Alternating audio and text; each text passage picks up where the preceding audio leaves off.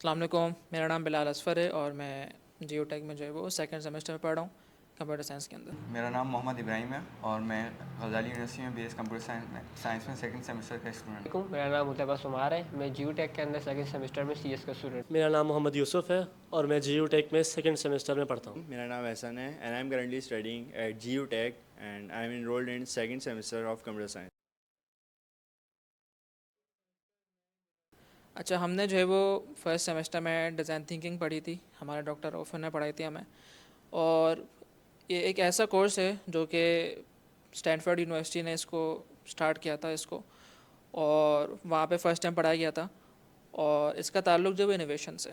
अच्छा, पाकिस्तान में ये कोर्स जो है वो कहीं नहीं पढ़ाया जाता, बहुत ही शायद ही कोई ऐसी यूनिवर्सिटी हो जिसमें इसको प्रॉपरली कवर किया जाता है। और कराची में तो ख़ास तौर पे ऐसी कोई भी यूनिवर्सिटी नहीं है जो इसको अपने स्टूडेंट्स को टीच करती है, ख़ास तौर पे फर्स्ट सेमेस्टर के अंदर, वो भी कंप्यूटर साइंस के अंदर। हाँ, हमारे कंप्यूटर साइंस में ये होता है कि भाई किस चीज़ को कैसे, यानी कि टेक्निकल स्किल्स पे फोकस होता है और प्रॉब्लम सॉल्विंग स्किल्स पे, क्रिटिकल थिंकिंग पे और यूजर्स को अंडरस्टैंड करने पे, इस तरह की चीज़ों पे नहीं होता फोकस। तो डिज़ाइन थिंकिंग जब हमें फर्स्ट सेमेस्टर के अंदर पढ़ाई जा रही थी, तो डॉक्टर रऊफ साहब जब हमें पढ़ा रहे थे तो वो बोल रहे थे कि ये जो कोर्स जो है ज़्यादातर बच्चों को यानी कि लास्ट या फाइनल ईयर के अंदर पढ़ाया जाता है। और जब उनसे उसका उनसा रिव्यू लिया गया तो वो बता रहे थे कि अब इस कोर्स का पढ़ने का फ़ायदा क्या है लास्ट सेमेस्टर में। इस वजह से फर्स्ट सेमेस्टर में पढ़ाने का ये भी एक बड़ा एक्सपेक्ट है।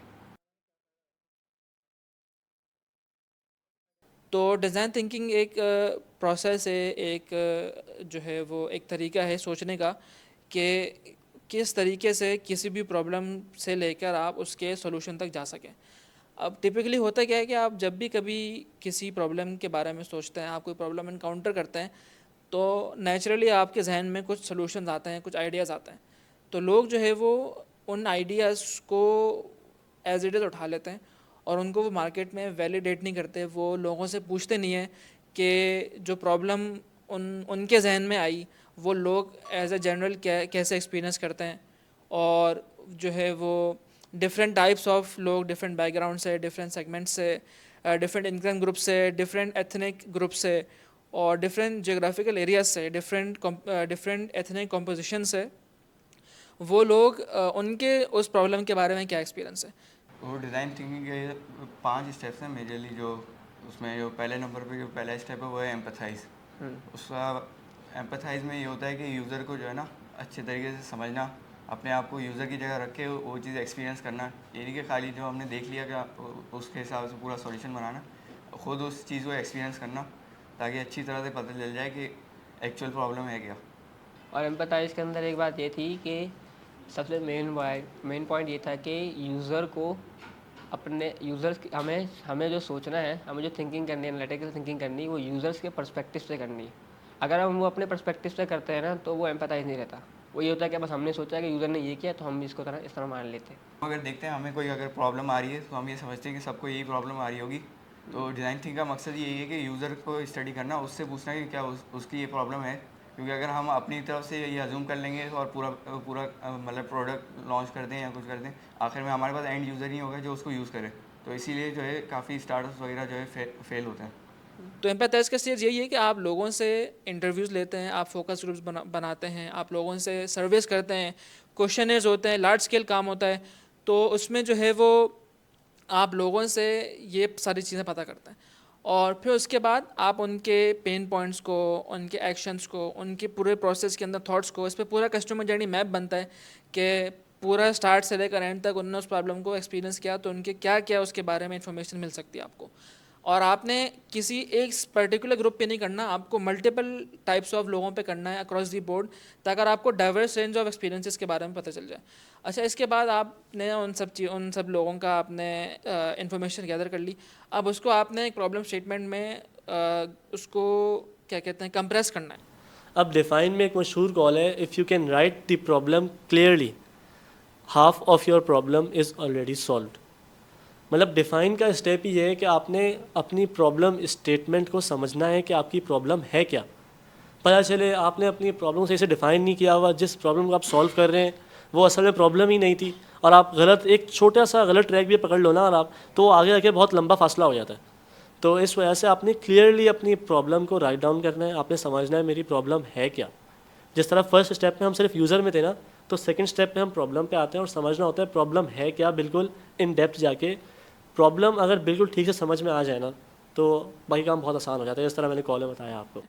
तो आप जो है वो कैसे करते हैं ये, आप यूज़र पर्सोनास बनाते हैं, डिफरेंट सेगमेंट्स के कुछ लोगों को लेते हैं और उनके पर्सोनास बनते हैं, ताकि आप ये आइडेंटिफाई कर सकें कि किस सेगमेंट में किस टाइप के लोग हैं।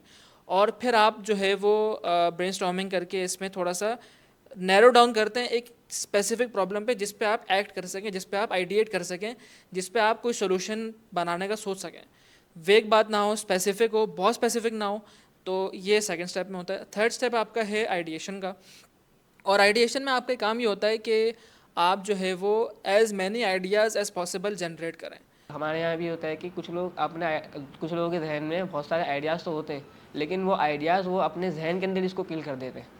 आइडिएट में ये था कि उसके मल्टीपल जो है मेथड्स हैं, उसमें विजडम ऑफ क्राउड होता है और उसके अलावा ब्रेन स्टॉर्मिंग होती है। ब्रेन स्टॉर्मिंग में ये है कि उसके भी मल्टीपल तरीके होते हैं कि आइडियाज नोट डाउन कर लें, ग्रुप्स में बैठे हैं, जिसको जो आइडिया आ रहा है वो राइट डाउन कर लें और किसी भी आइडिया को लेबल ना करें कि ये गंदा आइडिया है या ये इम्पॉसिबल है। और इस पे हमारे सरूफ ने एक बहुत बड़ी अच्छी बात भी कही थी कि जो भी आइडिया आपके पास आ रहा है ना, उसको ये मत समझो कि वो बेकार है। जो भी आइडिया आ रहा है आप उसको परस्यू करो, आप उसको नोट डाउन करो, और वो आपको आगे जाके उस आइडिया में कुछ ऐसे पार्ट्स होंगे जो आपके बहुत सारा काम आ जाएंगे। तो इस तरीके से कोई भी आइडिया आपने ज़ाया नहीं करना, और आइडियाज़ आपने मुसलसल ब्रेनस्टॉर्मिंग करते रहनी है, मुसलसल। और इसमें बहुत क्रिटिकल होता है कि आप अपने आप को लिमिट ना करें, अपने थिंकिंग को लिमिट ना करें, ये इस पे फोकस ना करें कि क्या हो सकता है, क्या नहीं हो सकता, क्या टेक्निकली पॉसिबल है, क्या फीजिबल है, क्या वायबल है। इस पे फोकस ना करें, सिर्फ आप आइडियाज़ जनरेट करने पे फोकस करें, ताकि आप अपनी क्रिएटिविटी को मैक्सिमम तौर पे एक्सरसाइज करें और बेस्ट पॉसिबल आइडियाज़ निकालें। और ज़ाहिर है ऑब्वियसली जब ये मल्टीपल लोग इस प्रोसेस से गुजरेंगे और इस सेम प्रॉब्लम के बारे में, इस सेम प्रॉब्लम के ऊपर आइडिएट करेंगे, इंडिविजुअली करेंगे, ग्रुप में करेंगे, डिस्कशंस करेंगे, तो बहुत सारे ऐसे आइडियाज़ आएंगे जो कि आप जो है वो फर्स्ट थॉट पे जो आपने प्रॉब्लम देखते हुए आपके जहन में सोल्यूशन आया था, वो आइडियाज़ नहीं आएंगे आपके पास। इन डेप्थ आइडियाज़ आएंगे और ऐसे आइडियाज़ आएंगे जिन पे एक्चुअली इंप्लीमेंट किया जा सकता है और वो सक्सेसफुल हों। अब होता क्या है कि ज़्यादातर ये होता है कि स्टार्टअप्स हैं जैसे वो बहुत सारे स्टार्टअप्स फेल होते हैं, बल्कि मेजॉरिटी स्टार्टअप्स फेल होते हैं, और उसमें सबसे बड़ी वजह ये होती है कि वो सोल्यूशन पे फोकस करते हैं, ना कि प्रॉब्लम पे। 30% जो है वो सिर्फ प्रॉब्लम पे फोकस करते हैं और 70% सोल्यूशन पे फोकस करते हैं। और ऑब्वियसली जब आपको प्रॉब्लम की अंडरस्टैंडिंग नहीं होगी तो आप उसका सोल्यूशन नहीं बना सकते ऐसा कि सक्सेसफुल हो जाए। अगर बना भी दिया तो वो लिफ्ट ऑफ कर जाए, वो स्टार्टअप कामयाब हो जाए, इसके बहुत सारे अदर फैक्टर्स की वजह से ऐसा हो नहीं पाता, मुश्किल हो जाता है। तो आइडिएट के प्रोसेस से गुजरने से ये होता है। अच्छा, उसके बाद आपने मल्टीपल आइडियाज़ को जनरेट कर लिया। अब आपको जो है वो कुछ प्रोसेस होते हैं, कुछ तरीके होते हैं, जैसे कि for example how might we statements होती हैं। आप उनको इस्तेमाल करके आप इन डेप्थ हर आइडियाज़ पे इसको वेट कर सकते हैं कि कितना वायबल है, कितना फीजेबल है, कितना पॉसिबल है। आपने कुछ कैटेगरीज बना ली, अब आपने आइडिया शॉर्टलिस्ट कर लिया। अब आपको फॉर एग्जांपल आपने एक आइडिया पकड़ा जो आपको सबसे ज़्यादा अच्छा लग रहा था, जो सारे बॉक्सेस को टिक कर रहा था और आपको फर्स्ट फीजिबल लग रहा था according to all the information आपने गैदर की है। आपने फिर उसके बाद प्रोटोटाइपिंग करनी है और डायरेक्ट आपको प्रोडक्ट बनाने पे जंप नहीं करना, डायरेक्ट सोल्यूशन पे नहीं जाना।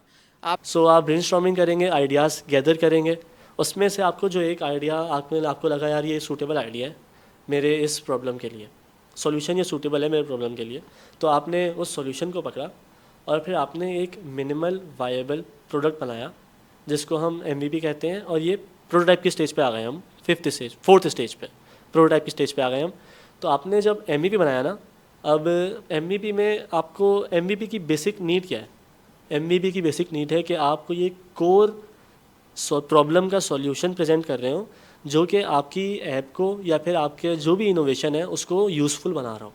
अब जैसे अगर मैं आपको बताऊं, हमारे सर ने एग्जांपल दी थी, अगर आप एक नोकिया का फ़ोन इस्तेमाल करते हैं ना, या कोई भी स्मार्टफोन इस्तेमाल करते हैं, फ़ोन की ईजाद इसलिए हुई थी कि वो कॉल करे।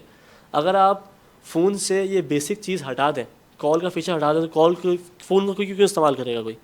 तो MVP का बेसिक मकसद ये होता है कि जो बिल्कुल कोर चीज़ है ना वो सॉल्व कर रहा हो, कोई ऐसी चीज़ जिससे दूसरे बंदे की लाइफ में कोई इम्पैक्ट आ रहा हो, यूज़फुल इम्पैक्ट आ रहा हो। तभी वो बंदा इस्तेमाल करेगा, वरना वो इस्तेमाल भी नहीं करेगा। स्टेज 4 जो है डिज़ाइन थिंकिंग प्रोसेस ही वो है प्रोटोटाइप। उसमें ये कि जो भी हमने आइडिया सोचा है उसको जो है ना मतलब बेसिक स्ट्रक्चर उसका बना लेना या सैंपल उसका बना लेना, तो वो किस तरह का दिखेगा, उसकी शक्ल क्या होगी, मतलब किस तरह की, मतलब जैसे वाई फ्रेम हो गया उसका। आपको टेस्ट करना है, क्योंकि अब तक आप सिर्फ अजम्पशंस पे बेस कर रहे हैं। इन्फॉर्मेशन तो लिया आपने लोगों से, लेकिन आपको ये नहीं पता कि जो सोल्यूशन आप बना रहे हैं वो उसको कैसे रिसीव करेंगे, वो मार्केट में टेक ऑफ करेगा नहीं करेगा, वो कितना वायबल होगा, वो प्रॉफिटेबल होगा भी नहीं होगा। तो प्रोटोटाइपिंग का इसमें बहुत बड़ा हाथ है।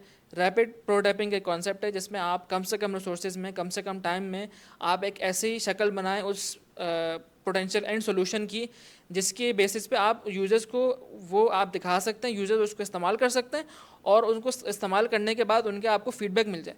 अब फीडबैक मिलने के बाद ये नहीं है कि आप बस फीडबैक मिल गया तो काम पूरा हो गया, आप नेक्स्ट स्टेप पे चलें, प्रोडक्ट बनाना शुरू करते हैं, कंपनी खड़े करना शुरू करते हैं। नहीं, आप अगर उनका फीडबैक ऐसा है कि आपको लग रहा है कि नहीं यार इसमें कुछ चीज़ें मुझे और इम्प्रूव करने की गुंजाइश है, और आपके उनकी फीडबैक सुनने से आपको बहुत सारे आइडियाज़ और आ गए आपके जहन में और आपको कुछ गैप्स नज़र आए अपने प्रोडक्ट के सोल्यूशन के अंदर, तो आप जो है वो वापस जाएँ एम्पैथाइज की स्टेज पे, वापस जाएँ आप आइडिएशन के फेज़ पे, और आप इस प्रोसेस से दोबारा गुजरें। आइटरेटिव प्रोसेस को इस्तेमाल करें, आइटरेशंस करें।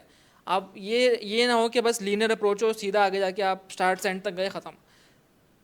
प्रोटोटाइपिंग कर लिया आपने, अब आपके हाथ में एक ऐसी शक्ल आ गई है प्रोडक्ट की जो कि 100% कंप्लीट तो नहीं है, लेकिन लोगों ने उसको रिसीव कर रहे हैं, वाइबल है, मार्केट में इस्तेमाल कर रहे हैं और उनका सोल्यूशन जो प्रॉब्लम है वो सोल्यूशन सॉल्व कर रहे हैं, कम्प्लीटली सॉल्व कर रहा है या एट सेटिस्फैक्ट्री तौर पे सॉल्व कर रहा है।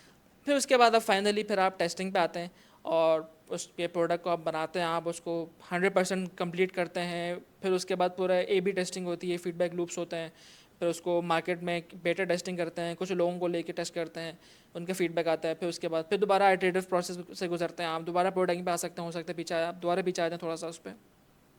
तो इस तरीके से आप जो है वो पूरा प्रोसेस से गुजरते हैं और आप जो है वो फाइनल सोल्यूशन की तरफ पहुँच जाते हैं। अब डिज़ाइन थिंकिंग की सारी थ्योरेटिकल बात तो हमने सारी कवर कर ली। अब आती है यानी कि मेन मुद्दे की बात प्रोजेक्ट की, कि किस तरह से हम इन स्टेजेस को अप्लाई करेंगे। तो स्टार्ट करते हैं, हमारा जो पहला प्रोजेक्ट था सुपरमार्केट का, वो कोई बड़ा सुपर स्टोर था। तो उसमें हमें एक हमें प्रॉब्लम दी गई थी, चेकआउट सिस्टम के बारे में बताना था, ठीक है। तो उसमें हम लोग को ये 5 प्रिंसिपल डिज़ाइन थिंकिंग के अप्लाई करने थे। हम लोग का ग्रुप बना, हम लोग फिर पहुँचे इम्तियाज़। तो स्टार्ट हुआ एम्पैथाइज से। हम लोग यानी कि फर्स्ट सेमेस्टर के स्टूडेंट किस तरह से पाकिस्तानी आवाम को पूछेंगे कि किस तरह से ये चीज़ें अप्लाई होंगी, यानी कि हम सब काफ़ी डरे हुए थे एक तरह से। फिर हमारे ग्रुप से एक बंदा खड़ा हुआ, उसने बोला दो यार मैं करके आता हूँ। फिर उस डायरेक्ट उसके बाद गया, उसने इंटरव्यू किया। फिर हमने उसको देखा किस तरह से इंटरव्यू कर रहा है, फिर उसने सवालात लिखे। फिर हमारे दिमाग में कॉन्फिडेंट बिल्ड हुआ, यार हम भी कर सकते हैं ये कर रहे हैं। तो फिर हमने फिर तकरीबन वहाँ पर 15 से 20 लोगों का यानी कि इंटरव्यू किया था, और उसमें हमें काफ़ी हमें कॉन्फिडेंट बिल्ड हुआ और हमने काफ़ी चीज़ें सीखी कि लोग किस तरह से सोचते हैं, कि लोगों का पर्सपेक्टिव क्या और हमारा पर्सपेक्टिव क्या है। कि हमें सुपर मार्केट्स और कोई भी सुपर मार्केट हो, इम्तियाज़ हो, चेज़ हो, कोई भी कराची पाकिस्तान में जितने भी मेजर सुपर मार्केट्स हैं, उनके ऊपर जो है वो इस प्रोसेस को अप्लाई करना था। अब इसमें ऑब्वियसली फ़र्स्ट टाइम कर रहे हैं तो कैसे करना है। एम्पैथाइज में सबसे बड़ा जो ब्लॉक होता है, हर्डल होता है, वो ये होता है कि यूज़र्स को कैसे अप्रोच करना है, उनके इनपुट लेना कैसे है। वो ऑकवर्डनेस जो होती है, क्योंकि एक तो पाकिस्तानी माशरा है तो लोग एक तो खुल के इस तरह सड़कों पे इंटरव्यू भी नहीं देते और वो आप खुल के बातें भी नहीं करते सारी अपने बारे में, वो अपने एक्सपीरियंसेस शेयर करने के आदी नहीं होते, वो इस पर्सपेक्टिव से जवाब देने के आदी नहीं होते जिस पर्सपेक्टिव से आप उनको पूछना चाह रहे हैं।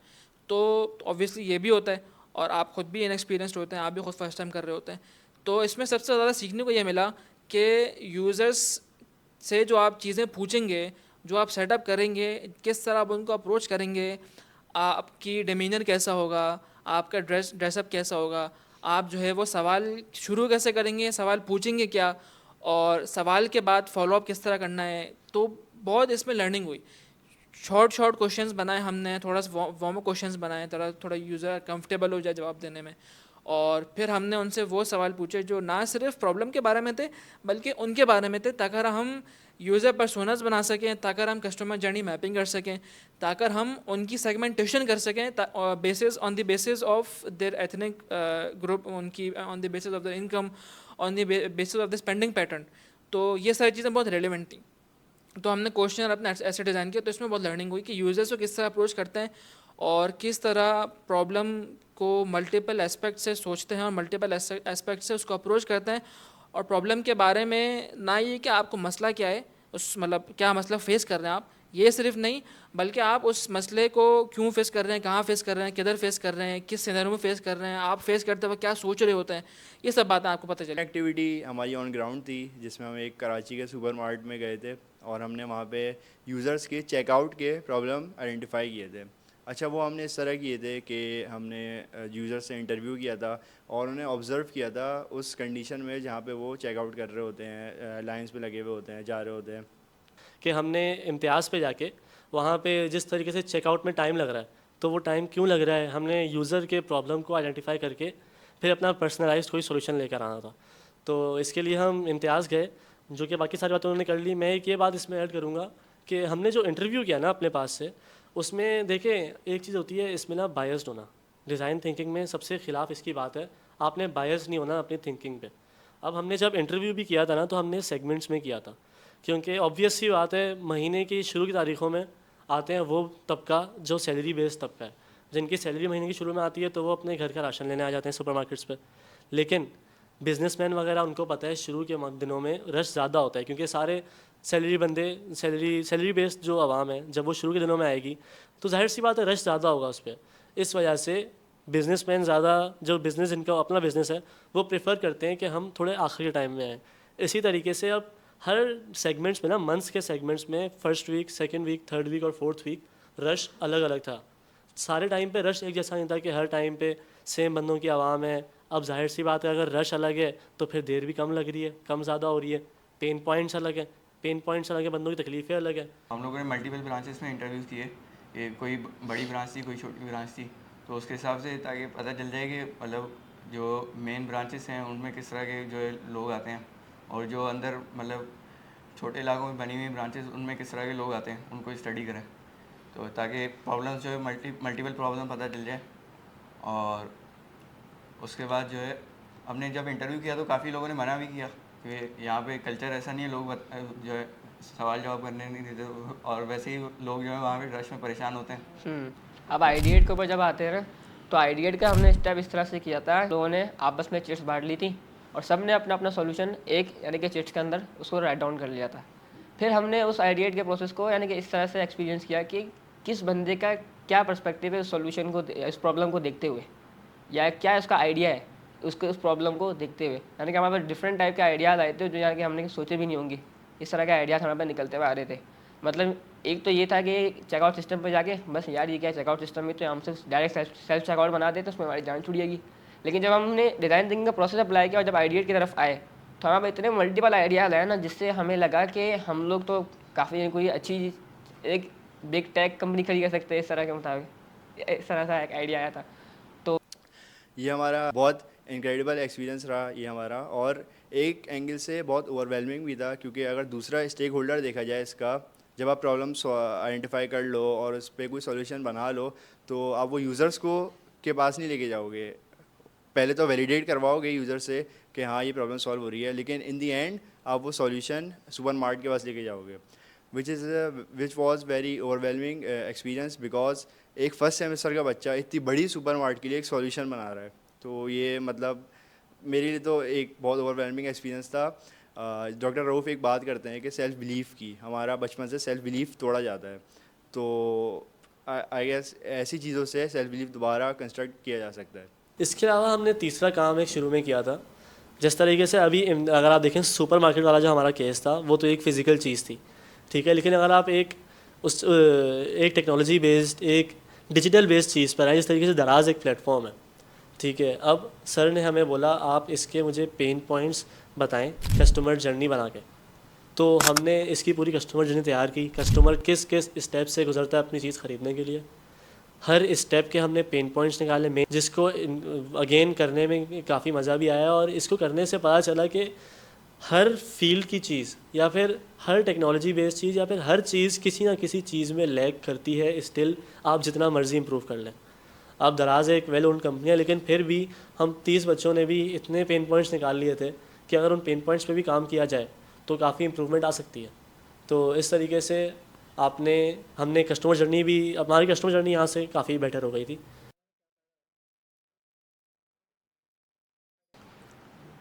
डिज़ाइन थिंकिंग का हमने कोर्स पढ़ा था, तो उसमें एक ये भी था कि दूसरों को जो है ना इसके बारे में अवेयरनेस देना, क्योंकि यहाँ पे डिज़ाइन थिंकिंग के बारे में पाकिस्तान में ज़्यादा लोगों को पता नहीं है। तो ये था कि जो स्कूल में और कॉलेज में जो स्टूडेंट्स हैं उनको उस स्टेज पे ही जो है ना उनको अवेयरनेस दे देना, ताकि उनको हो आइडिया इस चीज़ का कि किस तरह से ये प्रोसेस वगैरह होता है, ताकि और जीयूटेक में यहाँ पे फर्स्ट सेमेस्टर में पढ़ाया जाता था कि उनको बताना, ताकि वो यहाँ पे आएँ और डिज़ाइन थिंकिंग का कोर्स है उनको शुरू में ही उनको स्टडी कर लें। वर्कशॉप की बात यहाँ तक, यानी कि मैं थोड़ा सा और ऐड करना चाहूँगा। वर्कशॉप की बात तो यहाँ तक सही थी कि दूसरों को बताना कि डिज़ाइन थिंकिंग क्या है। अब दूसरों को बताना भी एक टास्क था। मतलब जहाँ तक याद है कि हम लोग का जो ग्रुप बना था, हम लोग एक कोचिंग के अंदर गए थे वहाँ पर वर्कशॉप का, यानी कि बताने के लिए डिज़ाइन थिंकिंग का। तो पहला ये सवाल था, मैंने सबसे पूछा कि डिज़ाइन थिंकिंग है क्या।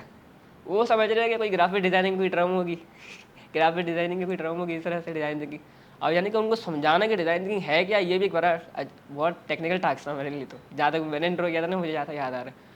और वर्कशॉप की बात यार कि हम लोग को वर्कशॉप में बताना है, हम लोगों ने सोचा कि 15 बच्चे होंगे या 10 बच्चे होंगे मैक्सिमम। फिर पता चला कि हमारे कोचिंग में पहुँचे तो वहाँ से 30 से 35 बच्चे वहाँ निकल रहे। और फिर स्टार्ट तो इंट्रो तो मैंने किया था डिज़ाइन थिंकिंग का, तो मेरी हालत मुझे पता नहीं क्या थी, और उस वक्त लाइट भी चली गई थी। हम लोग पसीने से यानी कि हाल हो गए थे। और डिज़ाइन थिंकिंग जब मैंने इंट्रो दिया, स्टार्ट किया, थोड़ा सा घबरा रहा था। फिर जब दोबारा दिया डिज़ाइन थिंकिंग का थोड़ा सा और, यानी कि इसको मैनर में लेके चला, तो बच्चों को समझ में भी आया डिज़ाइन थिंकिंग है क्या। यानी कि बहुत, यानी कि अच्छा, मैं वो रिव्यूज़ भी मिला था, फीडबैक भी मिला था। फिर इंट्रो तो मैंने किया था। फिर हम लोग के कुछ 5-6 बंदों का ग्रुप था। फिर इसके बाद हमने सबने बारी बारी स्टेजेस बताए थे कि डिज़ाइन थिंकिंग में ये होता है, ये होता है। और ऐड करो। तो इसका ये जो दूसरों को बताना, इस कोर्स में हमने पढ़ लिया, लेकिन दूसरों को भी बताना, और उसका एक मकसद ये भी था कि जब दूसरों से शेयर करेंगे तो हमारी लर्निंग और अच्छी होगी, और दूसरों को भी इसके बारे में पता चलेगा, और किसी को अगर फ़ायदा हुआ तो अच्छी बात है। बात याद है कि जब हमने वर्कशॉप करवाई थी, तो लिटरली 2-3 स्टूडेंट्स मेरे से आके कुछ पर्सनल मिले थे। उन्होंने बोला था कि आपने जो वर्कशॉप करवाई है इस पर हमें काम भी करना है। तो आप डेडिकेशन चेक करें कि जो 9-10 और फर्स्ट सेकंड ईयर के बच्चे हैं, उनके अंदर डेडिकेशन डिज़ाइन थिंकिंग पढ़ने की। तो अगर हम ऐसा यानी कि एनवायरनमेंट क्रिएट करें, और जिससे हमारा पाकिस्तान का इकोसिस्टम कितना अच्छा हो जाएगा अगर हम इस तरह से सोचें। तो एक ये भी बात थी कि डॉक्टर रऊफ साहब की, यानी कि अपने लिए नहीं पढ़ना, यानी कि दूसरों को भी पढ़ाना है। अच्छा, इसी के साथ साथ जब कोर्स एंड हो रहा था तो हमने वर्कशॉप भी करवाई थी अपने से छोटे स्टूडेंट्स को जो कि फर्स्ट सेकंड ईयर के थे, उनकी कोचिंग में जाके।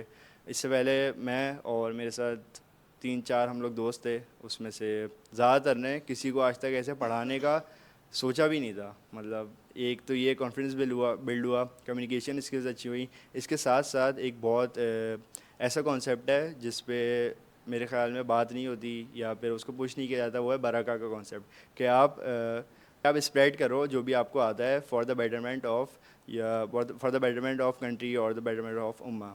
जो हमारी यूनिवर्सिटी ने एक अच्छा स्टेप उठाया, वो हमें फ़र्स्ट सेमेस्टर में डिज़ाइन थिंकिंग के साथ एक और कोर्स पढ़ाया था, रिएक्ट डेवलपमेंट का, तो जिसमें हमने रिएक्ट जेएस पढ़ी। इसको हमने कंप्लीट करने के बाद अंदरूनी सिंध में, इंटीरियर सिंध के जो बच्चे हैं, जहाँ पे इतनी फैसिलिटीज़ नहीं है, जहाँ पे इतनी हाई टॉप नॉच फैकल्टी नहीं है, जहाँ पे इतनी रिसोर्सेज नहीं है, हमने वहाँ पे ख़ुद से जो हमने सीखा था, हमने वो कोर्स उनको पढ़ाया, जो कि काफ़ी मज़ा आया पढ़ाने में। हमने 2 मंथ्स की वर्कशॉप ली थी हमने, वीकली 2 क्लासेस, तो उसमें भी माशाल्लाह काफ़ी मज़ा आया था, और बच्चे वहाँ के भी काफ़ी ज़हीन थे। अच्छा, कुछ लेक्चर्स हमारे डिज़ाइन थिंकिंग के डॉक्टर जी ने भी लिए थे, जिनकी मतलब तारुफ की ज़रूरत नहीं है, खुद ही इज़ अमेजिंग पर्सनैलिटी। तो डॉक्टर जावेद गनी उनका पूरा नाम है।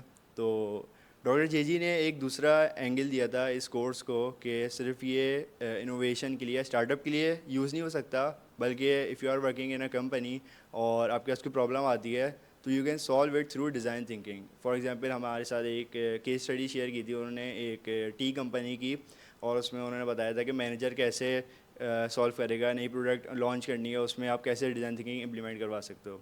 तो they are different use cases for design thinking. इस कोर्स के अंदर हमारे 2 प्रोफेसर थे, डॉक्टर रऊफ साहब और डॉक्टर जावेद गनी।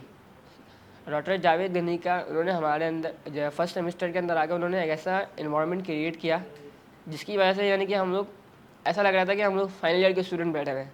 अब कुछ हुआ ये था कि डॉक्टर जावेद गनी, डॉक्टर जी जिनको हम बोलते हैं, जब वो आए थे तो उन्होंने एक ऐसा इन्वायरमेंट क्रिएट कर दिया था कि जैसे लग रहा था कि हम लोग किसी रियल वर्ल्ड प्रॉब्लम की बात कर रहे हैं।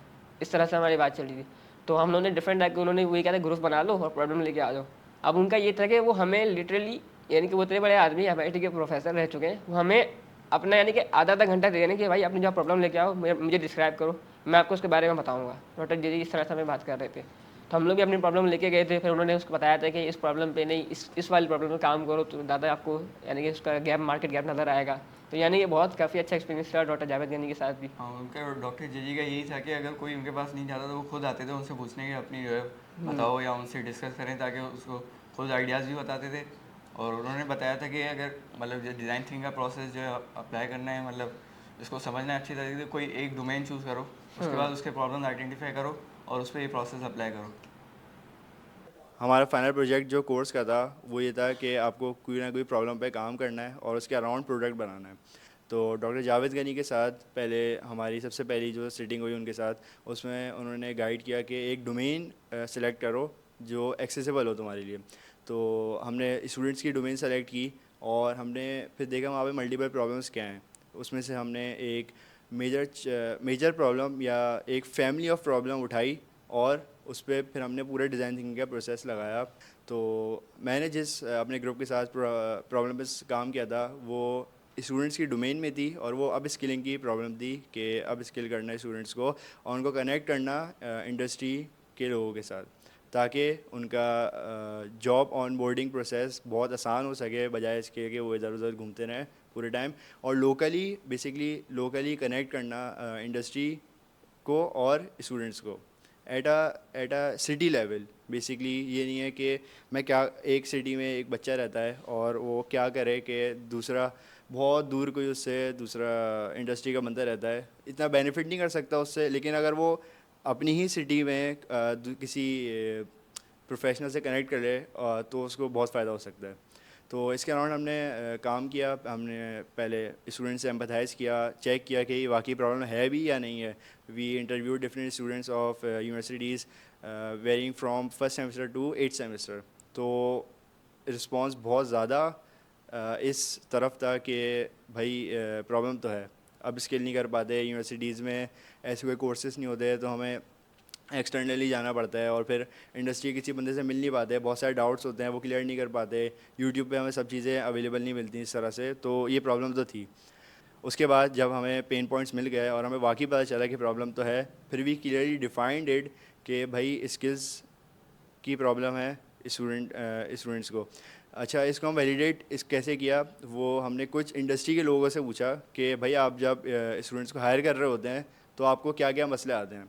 तो उन्होंने बोला स्किल्स के आते हैं। यूनिवर्सिटी के स्टूडेंट्स ने बोला कि हाँ यार हमें सीखना मुश्किल होती है। तो they are two stakeholders basically, एक तो इंडस्ट्री हो गई और एक स्टूडेंट्स हो गए, दोनों को एक ही सेम प्रॉब्लम थी। तो उसके अराउंड फिर हमने डिफ़ाइन की क्लियरली प्रॉब्लम कि भाई ये प्रॉब्लम है जो स्किल्स की है और कनेक्शन नहीं है आपस में, इसकी वजह से भी बहुत सारे मसले आते हैं। तो हमने फिर उस पर ब्रेनस्टॉर्मिंग की, फिर हमने आइडिएट किया उस पर और ब्रेनस्टॉर्मिंग की ग्रुप में। तो हम इस बात तक पहुँचे कि एक प्लेटफॉर्म बनाया जाए जहाँ, फिर हमने सॉल्यूशन उसका ये सोचा कि एक प्लेटफॉर्म बनाया जाए जहाँ पर इंडस्ट्री के लोग स्टूडेंट्स से बहुत ही लोकल लेवल पर कनेक्ट कर सकें, और वो कनेक्शन सिर्फ ऐसा ना हो कि भाई वन साइडेड हो, एक बच्चा देख रहा है कि अच्छा ये कर रहा है, वो कर रहा है, वो कर रहा है, बल्कि वो बात कर सकें, अपने प्रॉब्लम सॉल्व कर सकें। उसी के साथ साथ एक बहुत यूनिक चीज़ थी हमारे बहुत है यूनिक चीज़ हमारे प्रोडक्ट की, वो ये है कि जो स्किल सिखाने वाला बंदा है वो उसका लोकल इंडस्ट्री का बंदा है। मतलब ऐसा नहीं है कि वो कोई ट्यूटर है, वो काम कर रहा है, जैसे कि एक बंदा है वो एक स्किल पे काम कर रहा है 4-5 साल से या 10 साल से या 2 साल से, वो स्टूडेंट्स को सिखाएगा। तो वो रेलिवेंट इंसाइट्स दे सकता है स्टूडेंट को कि भाई तुम्हें करने की ज़रूरत है नहीं है, कैसे करनी है, और लोकली इसकी क्या डिमांड है, ये सब चीज़ें। तो ये हमारा एक यूएसपी था उसके प्लेटफॉर्म का। फिर हमने उसका एमवीपी बनाया। इस पूरे प्रोसेस में एक बहुत अच्छी बात ये थी कि हम back to back doctor Javed Ghani से डिस्कशंस कर रहे थे। तो किसी बहुत ही ज़्यादा एक्सपीरियंस बंदे का आपके साथ होना फ़ायदा ये होता है कि आपके दिमाग में बहुत सारी चीज़ें आ रही होती हैं, बहुत सारे डाउट्स आ रहे होते हैं, आप बहुत अलग अलग डायरेक्शंस पे जा रहे होते हो, तो आपको एक बिल्कुल स्ट्रेट डायरेक्शन दे दे अगर कोई बहुत एक्सपीरियंस बनता हो, अपने साथ अपने एक्सपीरियंसेस शेयर करे, उससे बहुत अच्छी लर्निंग हुई हमारी। और पूरे प्रोसेस को कैसे रियलिस्टिकली और रेलिवेंट रखते हुए करना है, ये उससे मेरे ख्याल में बहुत ज़्यादा अच्छी लर्निंग हुई और बहुत अच्छा एक्सपीरियंस रहा।